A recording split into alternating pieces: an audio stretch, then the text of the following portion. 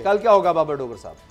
उसामा साहब, कल 12 तारीख है, 13 तारीख से तो कल पाकिस्तान का डेलीगेशन जा रहा है FATF का में पार्टिसिपेट करने के लिए। वहाँ पर प्रोसीडिंग है और उम्मीद है कि पाकिस्तान जो है FATF में ब्लैक लिस्ट से तो इंशाल्लाह निकलेगा, ग्रे लिस्ट से भी निकल जाएगा और पाकिस्तान जो है एक सेफ जोन में आ जाएगा इंशाल्लाह। और ये उम्मीद कर रहे हैं कि FATF के इस अहम इजलास में पाकिस्तान जो है बिल्कुल सेफ हो जाएगा। भारत अपनी लॉबिंग कर रहा है, बड़े पैसे लगा रहा है, भारत लॉबिंग कर रहा है, लेकिन इसके बावजूद पूरी दुनिया और चाइना की एंटी मनी लॉन्ड्रिंग जो के लॉज हैं उसके हवाले से, कल के हवाले से मैं बता रहा हूँ, दुबई के हवाले से जो FBR चेयरमैन का वहां पे एक जो एग्रीमेंट हुआ है, अरबों रुपए की जो प्रॉपर्टीज और पैसा लूटा गया है उसकी ट्रांजैक्शन, और बरतानिया के हवाले से हमारा ये एक और मैं आपको खबर दे रहा हूं जो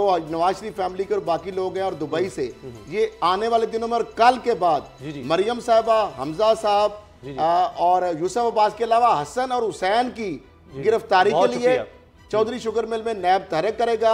और नैब ऑफिस में जो ठोकर नियाज बेग में इनको आपस में कन्फ्रंट कराया जाएगा। के बाद सर अब ये चेयरमैन FBR आ गए हैं, पहले उन्होंने इतने दावे किए कुछ ये भी जोर लगा लेंगे। बहुत शुक्रिया, हम आपको डाटा देंगे तो देखिए बड़े बड़े मुअज़्ज़ज़ और शुरफा। जनाब कल जनाब खत जो है वो पेश किया जाएगा, मियां नवाज शरीफ साहब ने जो लिखा है और लीडरशिप नून लीग की एक दफ़ा फिर इकट्ठी हो रही है और वो खत देखा जाएगा, तो उसके बाद शहबाज शरीफ फैसला करेंगे कि अब क्या करना है।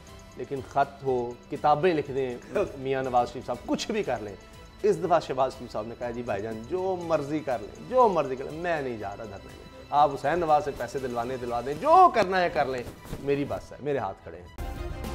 सब्सक्राइब करें और बेल दबाएं ताकि कोई खबर रह न जाए।